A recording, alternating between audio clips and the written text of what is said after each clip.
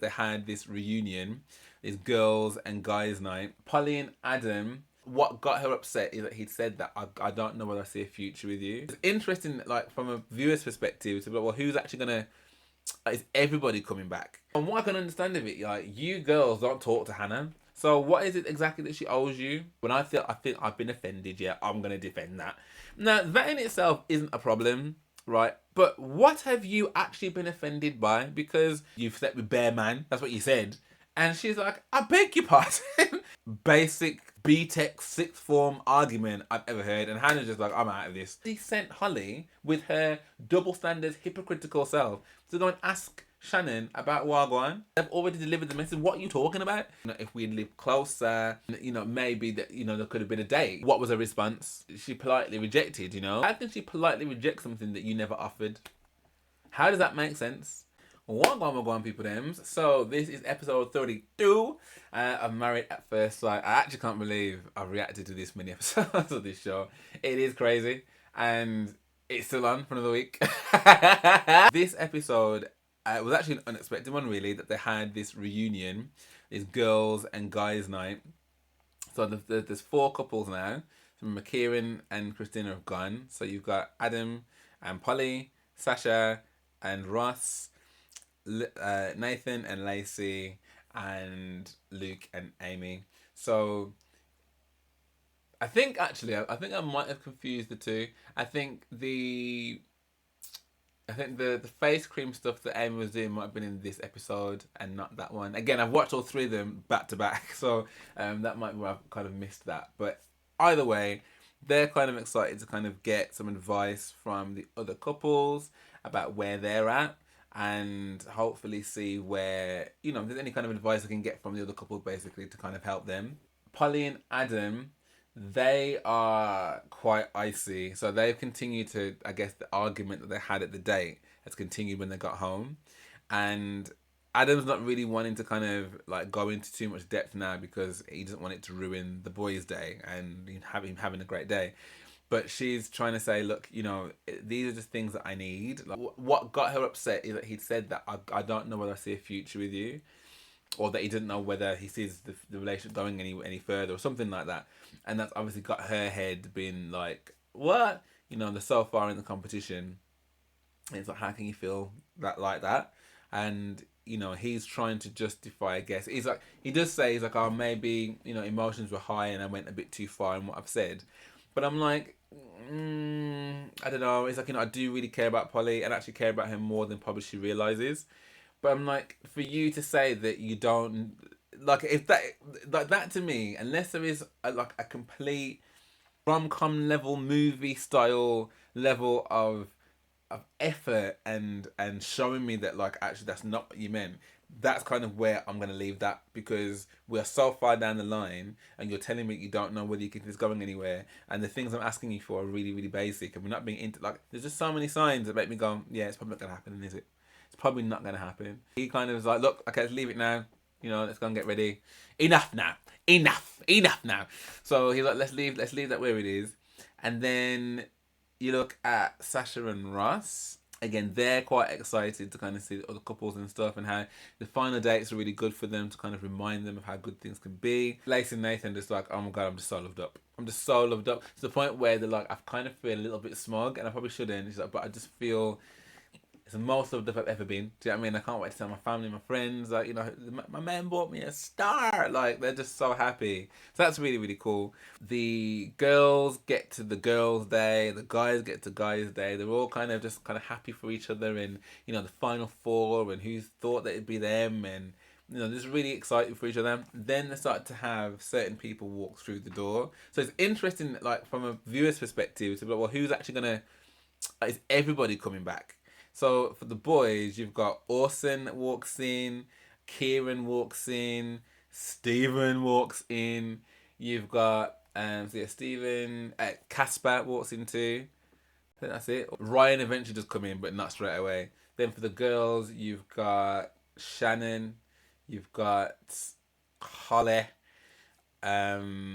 Christina, and our good babes Emma or Penny in my book, but yeah, Emma. Oh, and Charlie as well. Charlie comes through, and you've also got Hannah that comes in too, which I thought was quite controversial. We don't see Alex, we don't see Eve, but I thought that was quite interesting because I mean, it might be because of some of the public fallout and some of the public call outs that have been made in regards to Alex, Alex's past. And I don't know whether there's anything, because I know there was quite a lot of, well, I mean, I'm just going from like Twitter here, so take that with a pinch of salt. But I know there was a lot of speak about the toxic culture between obviously Eve and Charlie and how people perceived Eve. So I don't know whether that might be the reason why, or whether they both just decided they didn't want to be part of the show. But I just thought that was really interesting considering that Hannah did. So if there was a choice, like to be painted out in a certain way, and therefore to have nothing else to do with the show, and that's the reason why even Alex didn't come back. I just thought it was really interesting that Hannah did. But anyway, so initially it's quite nice to see everyone kind of coming through. I really liked Orson's jacket. I thought his jacket was sick. But it was nice to see like the camaraderie between the boys and them seeing the rest of the guys, and I guess the girls as well, because Hannah didn't come in straight away. So the girls that were there, it was like a real nice almost sisterhood, and they just couldn't wait to kind of to see how everyone was getting on and stuff. And I think Polly was quite quick to talk about some of the things she still needs from Adam, and the girls were really supportive of that. Lacey being stuck in I'm in love, and everyone was really happy for her and stuff, and her expressing the love that she had. Amy did speak about Luke and the fact that the lies and stuff that had been happening and stuff, and how even on like final dates that they still had a bit of a Barney because another lie came up and stuff, and she was like, ugh, I just don't know where I stand with him, but I'm so attracted to him, and I've got my wedding ring back on and stuff, so we are still fighting for that. And Emma's like, well, it's a good thing, you're still fighting for it, is that something? But I could tell she felt uncomfortable. Moved that to Sasha quite quickly, and Sasha's like, yeah, we're good, and we've had some things to work through, but the final dates are really good to kind of remind us where we're at and stuff. And then Polly again saying the same things about what she felt about her and Adam. It was interesting that when they asked Ross about stuff, he was a lot more, not invasive, but he was a lot more, he didn't give as much information about the actual scenario. Like, he definitely didn't go into any depth about how bad the arguments have been. He was like, we have had arguments and stuff, and they've not been great. He's like, but we've worked through that. I think they're perfect now. He's like, things are so good. Things are really, really good. And it's like, you've had a good date. I think it takes a bit of time to say that you're really, really good. And it just reminded me of like, I don't know, like I remember I was in quite a toxic relationship, and I remember my ex would very much be like that. Like would just put on a really good front about things, and it's like, but in honesty, I don't know how true that is. But look, you're happy, so okay, fair enough. The boys then asking Orson like, oh, we thought that you'd be coming in with someone. And he's like, who do you mean? And he's like, Hannah. And he explains that like, oh, they did have an initial attraction, or there was some kind of vibe there, and actually they did go on a date. He's like, but they very much 1,000,000% there's nothing there. He's like, but they still talk now. He's like, they're still friends and stuff, which I think is cool. I thought it was really nice how Adam congratulated Nathan on the kind of growth that he's seen within him as well, within the competition, within the experiment. I thought it was really, really nice. Again, like bros, being bros in that regard. Yeah, I think the boys are trying to gauge where everyone else is at. So they've asked Ross, Nathan to talk about how happy he is. They've also asked Luke about how things are with him and Amy, and how things haven't been great. He's like, that he's got work to do mainly on his part, but that they're good and that they're gonna be good. And so he's really optimistic about that. At one point, that Orson is asking Adam, he's like, so I'm looking at you, like, what's going on with you and Polly, and he's like, yeah, and he basically explains the situation again. That his head's fried, don't know where his head's at, like. They had the dates and stuff, and the home stay was great, and da. But basically sums up to his head's still not sure. And they're like, really? After this length of time? Like, you're still not sure? Like, okay. So when he's talking about Hannah anyway, I think it cuts over to the girls, and that's when Hannah walks in. And Hannah walks in to another comment from Holly of look what the cat's dragged in. So first and foremost, you said that same deadline already, yeah. So if you are gonna be like this Regina George mean girl, at least come up with some original lines, dude. Do you know what I mean? Like, what is that? Again with that, oh, look what the cat's dragged in. It's like, it's so pathetic to treat someone like that. And then, again, as soon as she gets there, it is just attack.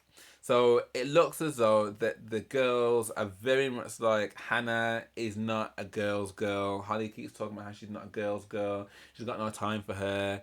And they're not really giving Hannah any time to really say anything either. So, she drags a chair in, she sits by Emma, and I think where it intensifies is with Shannon, because Shannon's very much like, you basically snaked me. And, a lot of the other girls are trying to say, look, well, you did make a lot of impact and stuff. You did, you really have made some impact. Maybe that's not the way you would go. And you can kind of see that, like, because Holly has got friends with obviously Lacey and Polly, and these are big characters and stuff, you can kind of see how they're all kind of like falling in line with Holly and her line of questioning, and how that she just doesn't like Hannah, and how she doesn't feel comfortable with her being there. And at which point other people are like, whoa, you're going a bit too far now. But Shannon's like, I'm feeling away because you basically were hitting up Ryan. And well, before they mentioned the Ryan comment, like Holly's like, you've gone around basically trying to tap up everybody's man. She's like, how many people have you linked up with? Yeah, trying to basically get a bang out of everybody. And she's like, I haven't slept with anyone. She's like, yeah, but you've been tapping up everyone's man after this. So how many people are you linked up with? He's like, I haven't linked up with anyone. She's like, you're more interested, yeah, in getting your pie stuffed or something, and then you are about a girl code. And she's like, you're not even talking to me, you're talking at me. And she's like, and furthermore, I haven't slept with anyone, so what are you even talking about? And then Shannon's like, that's when Shannon drops the ball about like, oh well, you've linked up, you've been chatting to Ryan, and it cuts to a break, and it's like, I kind of understand why they would be like, so you've moved on from Orson, you're now chatting up Ryan, who you said that like you weren't into. But I'm also like, hang on a second. You and Ryan are no longer together, right? So you've made that quite clear that he's not the guy you thought he was, and this, like you've made that crystal clear. From what I can understand of it, like, you girls don't talk to Hannah. So what is it exactly that she owes you?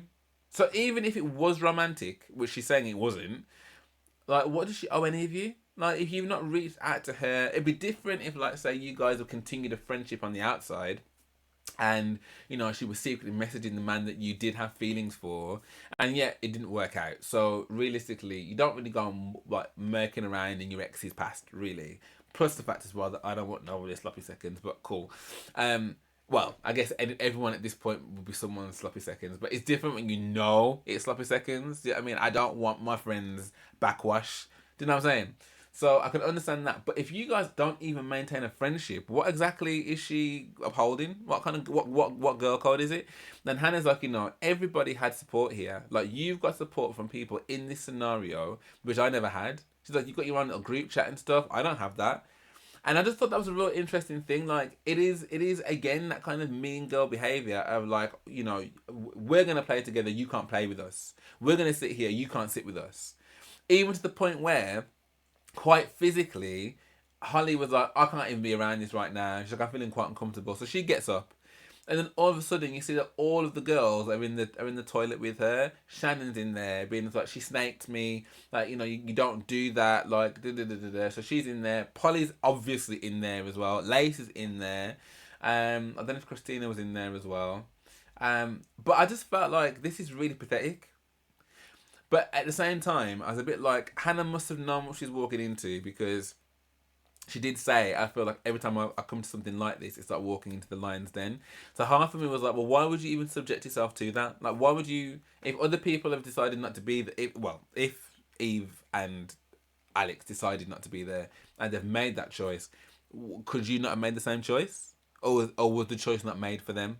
I just thought that was interesting that you would want to put yourself in that kind of scenario, because once they've gone to the toilet, Hannah's talking to Amy, I think to Penny, to Emma, and she's like, this is exactly the reason why, like, I prefer just to be with the guys. Because Emma's like, I would not want to walk into something like this. Like, this is absolutely ridiculous. And Amy's kind of saying the same thing, although she's saying that, maybe don't say you prefer to be with the guys, because, you would be digging yourself a bigger hole. But I do kind of see what Hannah's saying. Like, I don't owe you Jack. I don't owe you nothing. I don't owe you nothing. Like, you're not friends with me. You don't even speak to me. Like, I don't have no support.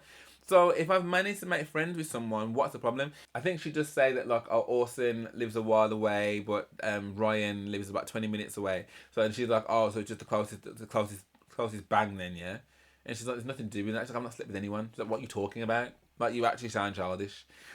So then anyway, when Holly comes back, she's like, let's me and you go and have a conversation, yeah? How about you respectfully, like, you and me, listen to what I've got to say. And again, Hannah's better than me, because I'd have been like, listen, miss, yeah, you had every opportunity for me to sit down and have a conversation with you, but when you were trying to ball your Coronation Street slanders all over the place, like, I'm not actually interested in talking to you at all. Like, I actually just came because it's part of the show. I am part of the show, so I've come. But I'm not actually interested in this. I'm not interested in what you've got to say, because what you're talking about is filthy. You've got no manners. You've got no decorum. Like, I'm not engaging in any part of that. So anyway, she does engage with her, and they go off to a little side table. And she's like, my thing is, yeah, I'm gonna defend what I think. When I think I've been offended, yeah, I'm gonna defend that. Now, that in itself isn't a problem, right? But what have you actually been offended by? Because you sat down there like Boadicea but a week ago, telling everyone about how you were done with this arrogant, selfish, aggressive, rude, rah, rah, rah, rah, rah, rah, rah. So realistically, like, you didn't want this man anyway, right? You don't want him. So would you not be like, yo, fair play, do whatever you want, I'm not interested? That's what you would do. But no one's even mentioned Alex. No one's even mentioned Alex. So, what you're all beefing about is the fact that Hannah had kissed Orson, a man that had literally nothing to do with Rochelle by the end. Like, it was so done and so dead. And you can sit back and be like, oh, but you disrespected the process and whatever. But let's be real, the process for them two were done. Like, if that was me and I was Orson's shoes, I beg you, somebody give me your lips, please. Because this has been dead from day. Like, so it's not really the same as that. You're saying that, like, her interactions with, like, Ryan were inappropriate and that Shannon was happy with it. Well, your black could be someone's midnight noir. Do you know what I mean? Like, it doesn't mean that just because your perception has been this, that therefore it absolutely is that. It doesn't mean that. So I still stand by the fact that it's okay for you to feel a certain way. And if I care about you as your friend, I will acknowledge it. But in this kind of scenario, this is not mathematics. This is not Pythagoras' theorem. Like, you can't just try and say that this was a fact. So you keep trying to insert your dominance in this situation, Holly. Like, you're some ringleader gal. Like, honestly, it's tiring. It's tiring to watch. So she's trying to say that, I'm advocating for, being trampled on or whatever when I see injustice. But it's like, this is not the BLM march, mate. Like, you just chill out. And Hannah's very much, again, like, you didn't speak to me. You're not talking to me. You're talking at me. Then she comes out with, oh, you didn't like it though, did ya? Didn't like it, did ya? We made it like a head. Didn't like it. Didn't like it, did you? And she's like, what are you even talking about? She's like, you come in here and be made for this small. Didn't like it, did you? But it went reverse. And she's like, you're not even making sense. What are you even talking about? He's like, how can you be trying to turn something around to me to make me feel this small? Who have I made feel that small? It's like, I've used this example before, yeah, but Vicky Pollard? Is it Vicky Pollard? It's not Vicky Pollard. Well, there's her, but yeah, but no, but right. That's the kind of vibe that it was giving me. Yeah, but no, but not even her. Lauren, the Catherine Tate character, it was giving me that as well. Just like, are you arguing with yourself? Like, are you actually listening to what she's saying? Because what you're saying doesn't make any sense. So you would actively go out of your way to try and make someone feel this small. This is what you're saying on national television. that you have got that much maturity and that much sense that you would want to make someone feel that small. And she's like, that you just can't handle the facts with the receipts. You just can't handle the fact. Where, like, I would love to know where these receipts are. Where are the receipts? Because I think everything she said there makes complete sense. Like, I don't owe you nothing. I'm friends with this person. You're upset that I'm friends with a guy because he has a penis. Like, it's just dumb. And then when she calls her childish, that's when she loses her mind. She's just like, you think I'm childish, yeah? I think it's childish. And then she basically calls out and be like, you said on a coach somewhere that basically you were a, I'm not gonna repeat it. Like, you were a SLAG, like, and that you've slept with Bear Man. That's what you said. And she's like, I beg your pardon. Like, I beg your pardon. And then she called out someone to be like Lacey or someone to be like, did she not say on the culture that basically she's bagged loads of man and. It just descends into the most like basic BTEC sixth form argument I've ever heard. And Hannah's just like, I'm out of this. I'm done with this. Like, you are a child. This is actually childish. It's disgusting what you're saying to me, and I want no more part of it. And I just thought, you come back, Holly. Yeah, you come back, and you've tried to have some kind of moral high ground.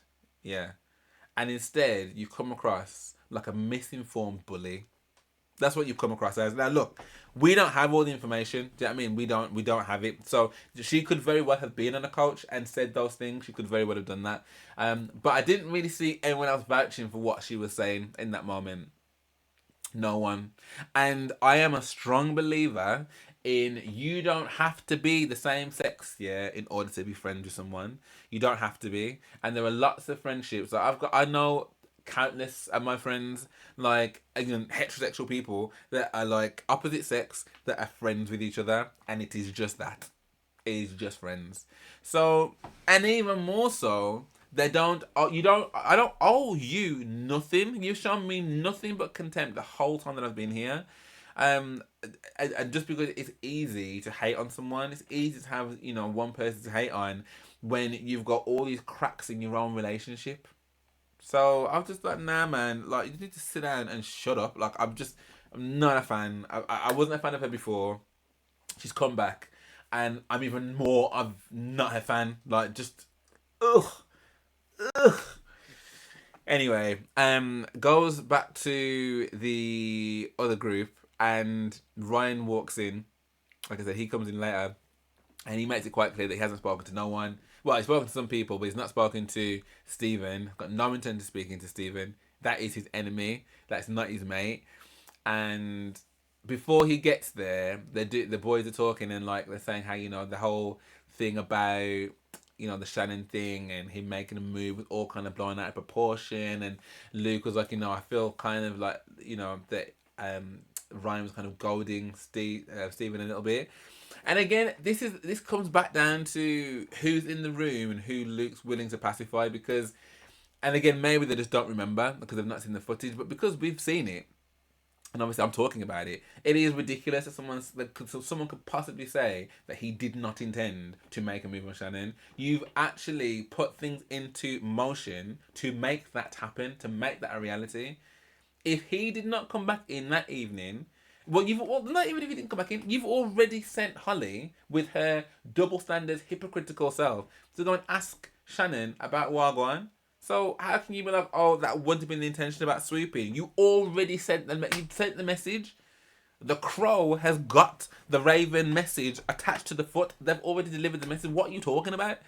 So anyway, so Ryan comes in and stuff, and like he's saying hello to everyone. Obviously, well, it doesn't look as though he says hello to Stephen. And Stephen, as soon as he sees Ryan, he's like, oh, fuck's sake. Like, so he's obviously not happy to see Ryan either. They then start talking about it, and Stephen starts talking about the fact that, there was never really going to be an intention of him making a move on Shannon. And, they ask him whether or not that, like, there's been anything, like, after the experiment. And he's like, no, there's been nothing. He's like, I'm not interested in your wives. Do you know what I mean? Like, as much fun as it might sound, like, like, I'm not interested in anyone. What he doesn't bank on is that Amy texts Luke to be like, how are things getting on? Things have kicked off with the girls. Hannah's been hanging out with Ryan. And Stephen asked Luke to. Stephen asked Shannon to go on a date. And obviously all the boys are like, what? You just been sat here talking about how like you didn't do nothing and how things kind of got blown out of proportion and this that, and the other, and that you're not interested in nobody's wife, and yet you asked her on a date. So prior to this, they've already established that Ryan hasn't spoken to Shannon. So there isn't any kind of, I guess, imminent stepping on Ryan's toes. But I think it's the fact that you've just sat down here and had this whole feel sorry for me soliloquy about how, oh yeah, like, you know, I'm not interested in nobody, but I did ask her on a date. It's like, that is not true. And I'm like, why is Shannon gonna make that up? Why would that come from absolutely nowhere? And that she cut that down like straight away. And watching him squirm, I swear, is one of the most, I don't know, one of the most beneficial and gratifying things to watch when it comes to shows like this, where you see that someone's been like completely duplicitous, yeah, and have been caught out in their lie. It's so good to watch them squirm. It's so good. Like you couldn't have opened the floor any wider to get him to jump in there and just eat him up, because you've just been caught out, bro. You've been caught out, and he's trying to, like, you know, I've spoken to her, but I've spoken to her the same way I've spoken to everybody else, and then it eventually comes out that, well, no, she can't say that I asked her on a date. I didn't really ask her on a date. I just mentioned that, you know, if we lived closer, then maybe that, you know, there could have been a date. You know, I could have taken her on a date, and they're like, well, what was her response? And he's like, well, you know, she politely rejected, you know, like, and it's like, so how can she politely reject something that you never offered? How does that make sense? You just shame yourself up yet again. I'm just like, in my last video, when his name was even a mention, I was like, you know what, like, I don't wish no bad on no one, and I still don't. But to know that you come on national TV again with the same lying tongue again, it's like, dude, I would be embarrassed if I was friends with you. That's how I feel about it. If I saw my friend like scurrying around trying to find reasons as to why my lie can stand up, yeah, on national, and to see that I've just lied to a room of people that I came to respect and rate, and my boys and stuff. If there was any hope of there being any kind of reconciliation between me and the guy across the way, that this might be the time to maybe try and fix that. But again, you come with your lies, and then you come with like this attempt to kind of, you know, pull the wool or make things sound a bit better. It's just the worst kind of person. Well, not the worst. There are definitely worse people out there. But in terms of the context of this kind of show, like, the worst kind of person, man. Like, wow. Wow. So yeah, I was not a fan of any of that. But I'll be surprised. Are we surprised? Are we remotely surprised? So then, I guess the envelopes come out then, and they ask questions of both of them. And I think one of the questions is, who do you wish that you could have said something to, that you were, if you were still here, or something like that. I think Stephen goes for Sasha and Ross and how beautiful they are together, and, you know, just seeing how how naturally romantic and things there are and stuff. And then Casper picks up on the same thing, says how amazing it is, you know, just saying how amazing they feel for them. And Luke says the same thing as well, and how, you know, he's got a lot of love for Sasha and Ross, and he really appreciates that, and the communication, and the fact that she, you know, goes out of her way with the kind of, you know, make sure that her lips are always facing him so he can see what she's talking about and stuff. And at this point though, every time that Stephen says something, I'm just like, ugh, can we not? Can we not have your input? When the envelope comes out, you've got, I think Hannah is saying to Amy that, like, you know, you're my closest friend here, and I feel as though that if there's any kind of red flags that you've seen with Luke, that you should kind of get out of it, basically. And then Amy explains that, like, she did write leave, but, you know, they are seeing how things go. Emma that says to Sasha again, just how beautiful their relationship is in terms of Sasha and Ross, and how she's really hopeful that they will, and that she did think that they can go the distance and stuff, and how they've just got a really beautiful connection, and she's really, really happy to see it, and really, really hopeful and certain that they can actually go that distance. And Sasha's like, I really need to hear that, and everyone kind of chimes in and how amazing that is and stuff. You've then got Christina. I can't remember what the question was, but Christina is basically giving some home truths to Polly. And she's just like, I realised in my relationship with Kieran that he wasn't wanting to be intimate with me because he didn't want anything further with me. And it's like, I'm telling you as your friend because you've been there for me, you've been there for Kieran, and I know that it comes from the heart. So you know this is coming from the heart.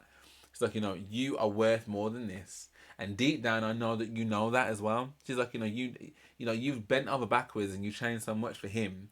And he doesn't even necessarily realise that you have. And all the other girls are kind of saying the same thing. I don't rate Holly at all, but I did rate what she said here about, recognise your own crown and don't let your crown slip for no one. And I think hearing how much that she's changed, like a lot of people are saying how much she's changed from like the Hindu initially to where she's at now. It's like, you're trying to accommodate like basic level things from him. So these are the things that Alex was saying, but a few weeks ago that really upset her. I think now we can kind of see why it's upset her so much, because she knows it's true. All her girlfriends know it's true. Girl, you know it's true. Ooh, ooh, ooh, he don't love you. Like he doesn't. And they obviously know that. She obviously knows that as well. And you can kind of see her being like, it's a whole thing of head and heart and stuff. But it's like, is it head and heart really? Like, you're wanting it to work with this man.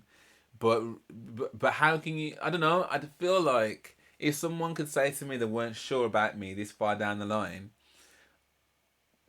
and you've done so much to accommodate them, like what's gonna change in a week?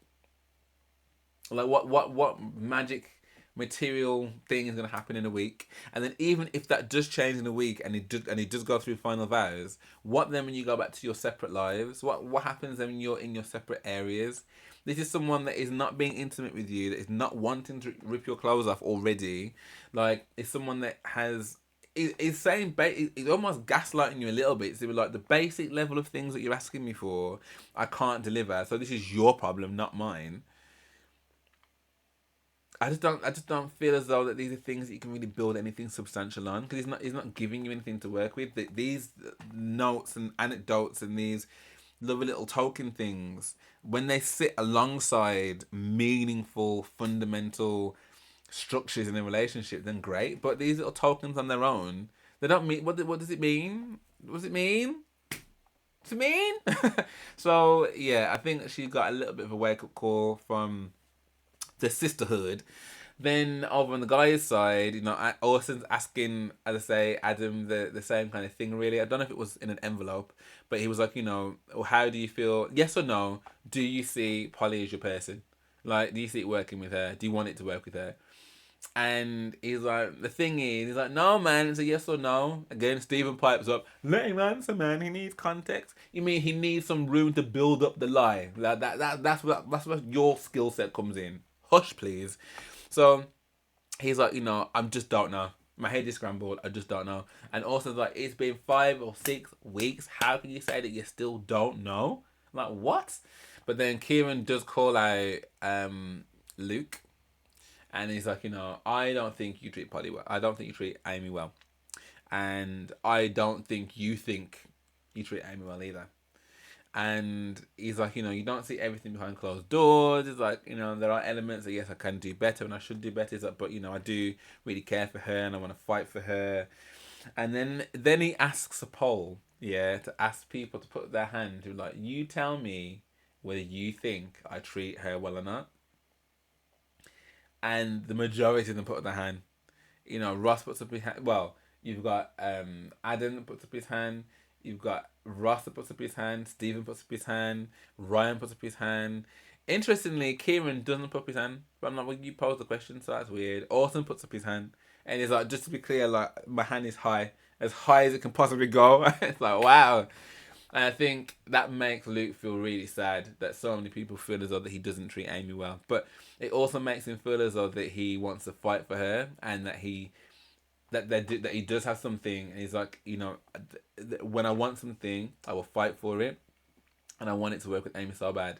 And I think they kind of concede that as well. I don't think they're kind of saying it's doomed, but I think they are saying that currently that he doesn't treat her well. And then they start giving him advice. And here Stephen in the corner being like, you just need to like be your like most authentic self, and that you don't have to kind of romanticize things. You can just be you, and I think that will help you.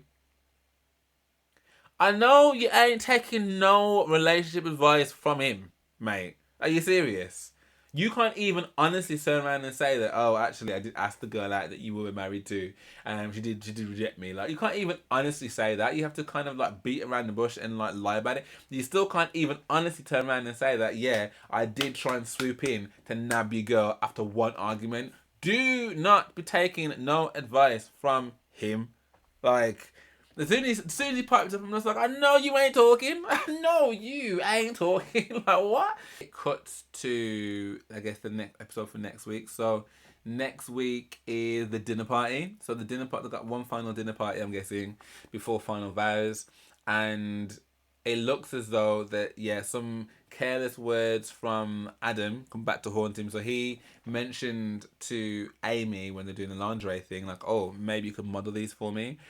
And obviously Polly's like, you've never so much as given me a compliment, and yet you're basically telling her that she looks banging in them. You can whip these on for me, yeah? So I think that upsets her. It ends with Polly basically telling Adam that he's a narcissist, and he's like, what? And he ends up like kicking up and like kicking out his table and stuff, and kicking over the chair. And then she's just like, you've used me, you've led me on, and you've peed me off. It ends with that. But I'm sure there's something with Luke and Amy as well, with the honesty box or something for them. I can't remember. But so again, it looks as though it's going to be an eventful week next week. It is going to be the final week next week.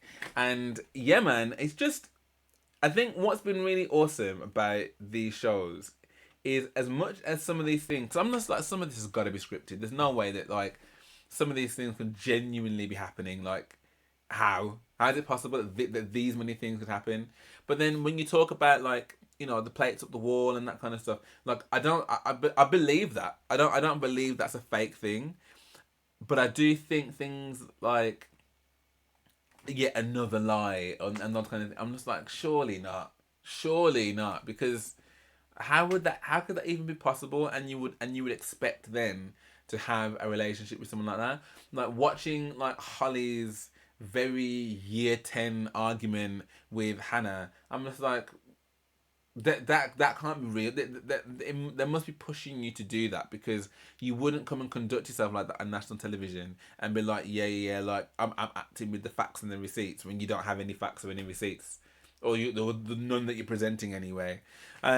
So there's part of me that's like, it is a little bit farcical.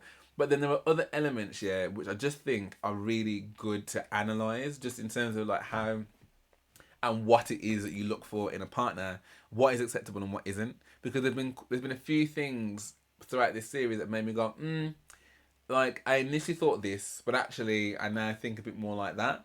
And I suppose that's relationships, isn't it? Like you don't want to ever just feel as though that your way is the only way. And I think stuff like this can try and give you, I guess just different perspectives on what might mean something to one person and can mean something to another, and really allow you to kind of check yourself as well, but also to allow you to kind of be like, I would never allow that and not in my house.